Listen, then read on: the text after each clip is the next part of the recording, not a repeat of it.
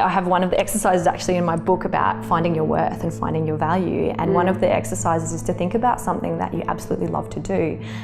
For me, it's like walking on the beach with my partner and our dog, and I get my clients to think about, or in the book, how much would someone have to pay you to take that activity away from you for one day? So you can't do that one thing that you love to do. Maybe it's read your kids' bedtime story, or something like that, right? How much would someone have to pay you to take that time, that hour away from your day, and for you to still feel energetically in alignment with that? That's an indicator as to whether you're being paid what you're worth.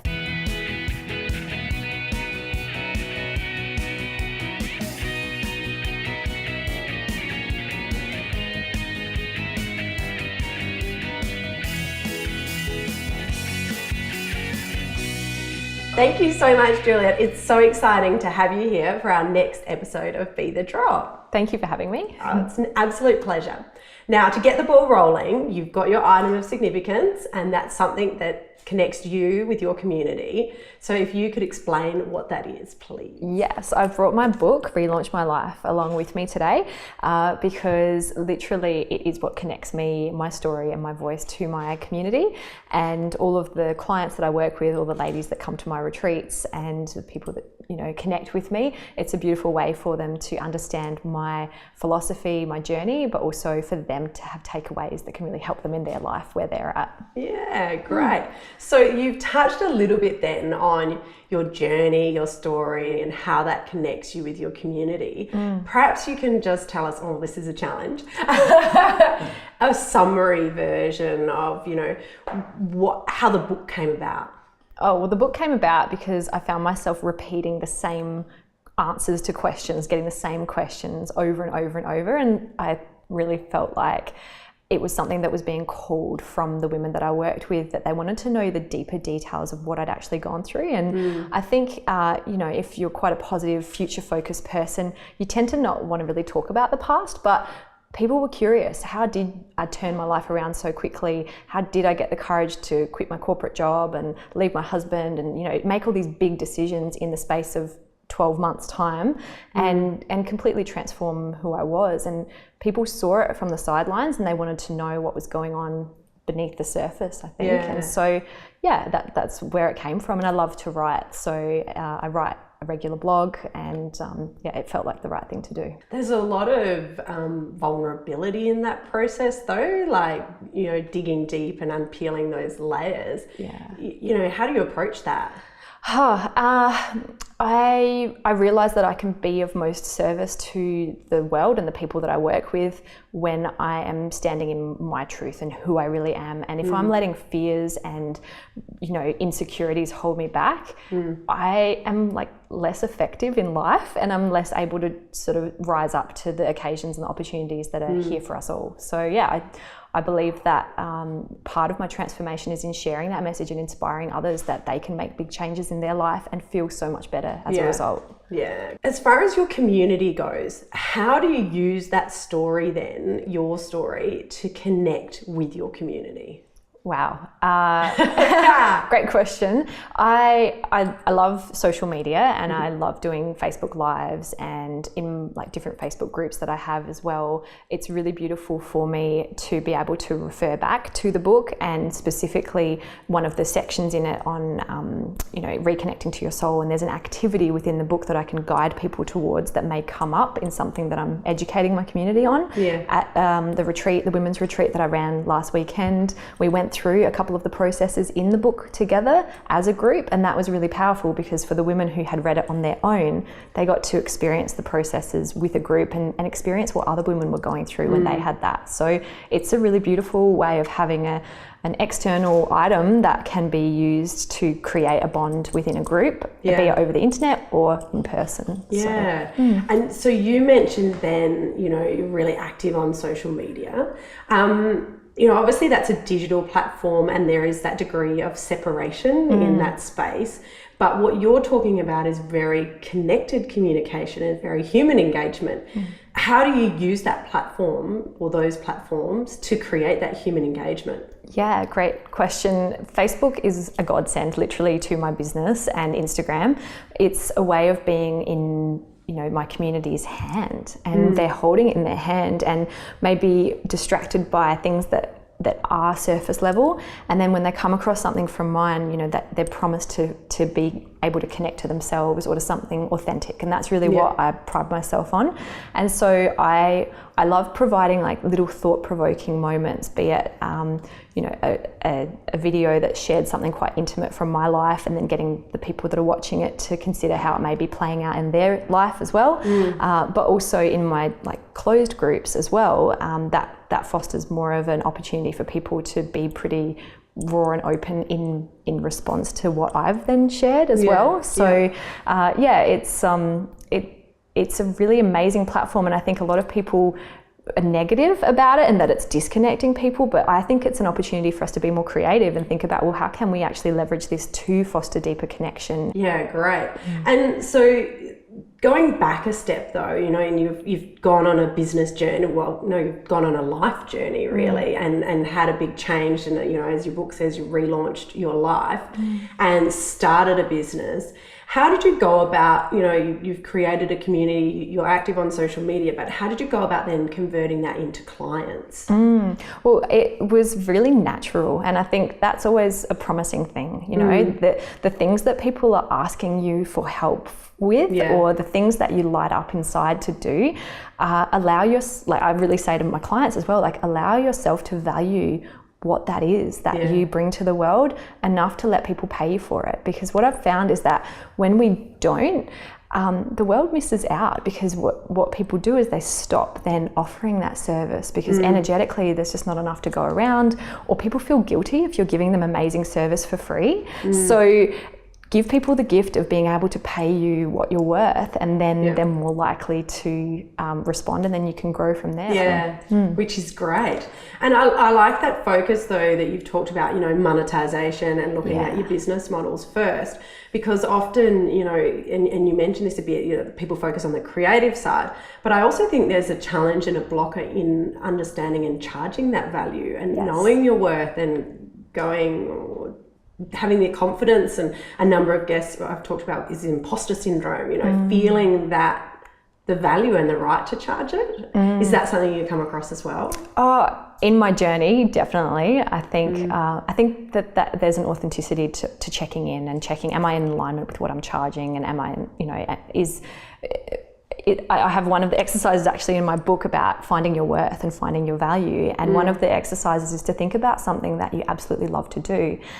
For me, it's like walking on the beach with my partner and our dog, and I get my clients to think about, or in the book, how much would someone have to pay you to take that activity away from you for one day?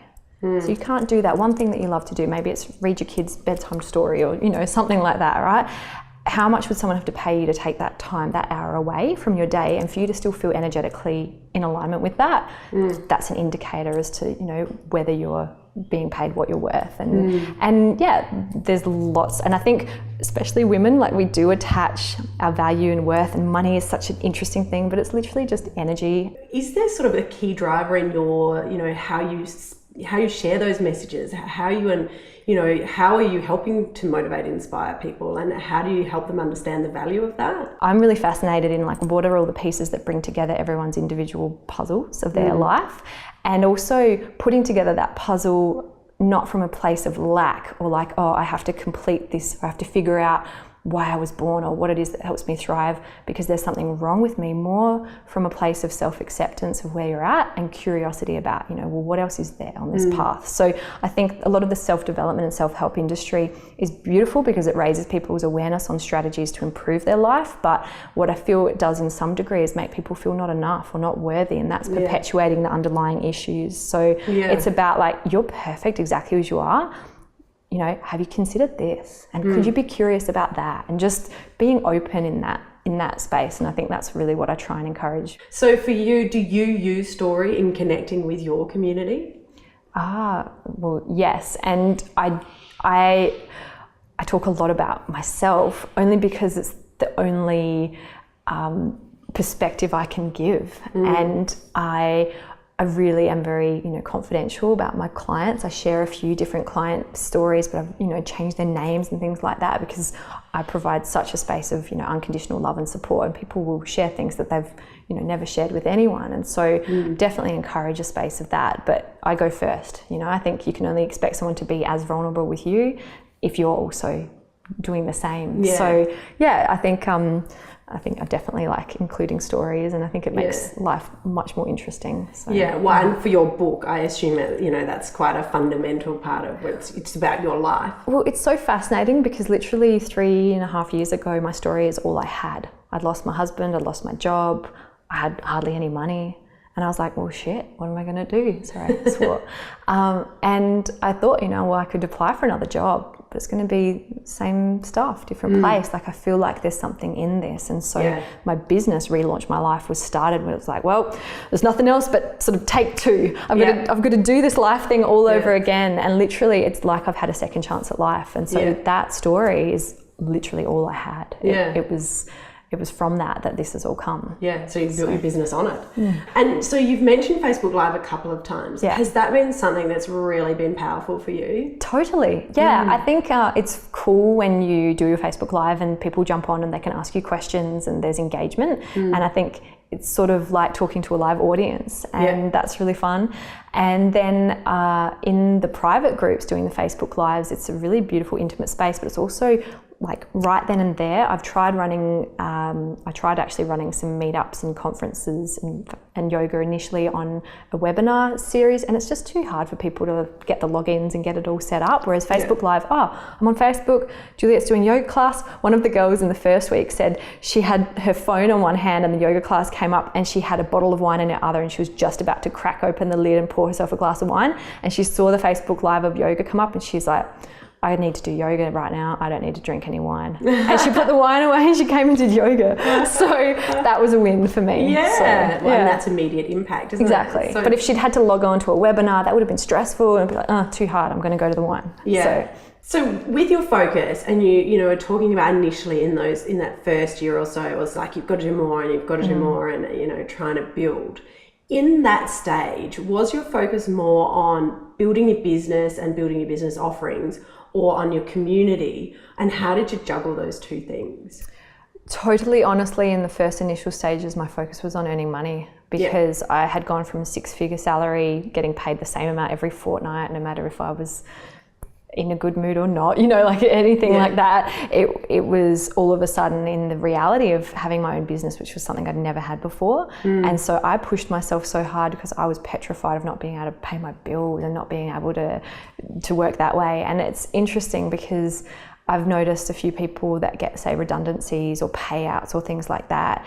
And I am so grateful that wasn't the case for me, because that push to actually, I have to make this work. It was like there was no other option. And taking out all other options forced me to focus. And that focus in the first 12 months, especially in my business, was so powerful. So, and then once I got to a point where financially I was feeling comfortable, it started being, okay, how can I add more value? How can I really serve these people? And what are they asking for? And starting to really respond to that. So, but I was just super busy with client sessions, and I had an office space as well that was costing quite a lot of money. And that was when, after about 6 months, I took my business online, and that's when things really financially stepped up for me. So online has just been a huge opportunity, and that's why I think it's forced me to think about how to create my community online, because I work with people all over the world, so I have to do things universally, otherwise I'm not servicing my client in Iceland who gets up at 7 a.m. to do my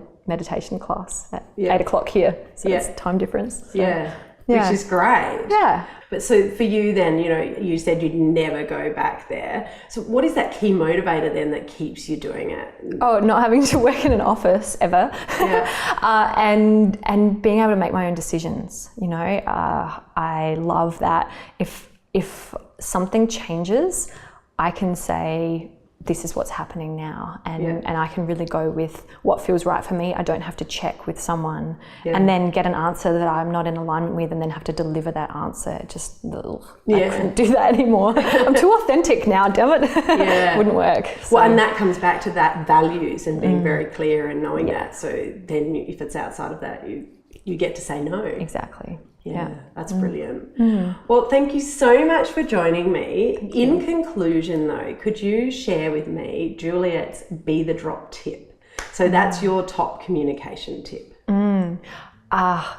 Any communication is better than no communication. So even if you don't have the most perfect studio or airbrushed look, or even if you don't know exactly what you're going to say, like just get on Facebook Live and talk to your audience and connect. Authenticity and communication. I had some of the best reviewed Facebook Lives and the most shared, and the ones where I've got the most clients or people interested in my workshops or retreats have come from when I've had like no makeup on and just taught a yoga class and shared something really authentic. So any communication is better than no, and you know, when you do post things or publish things, you will get feedback. Like put things out there, and it doesn't have to be perfect. And sometimes the imperfection is actually good. So, I like that. Embrace your imperfection. Yes. Well, thank you so much. It's been a pleasure. Cool.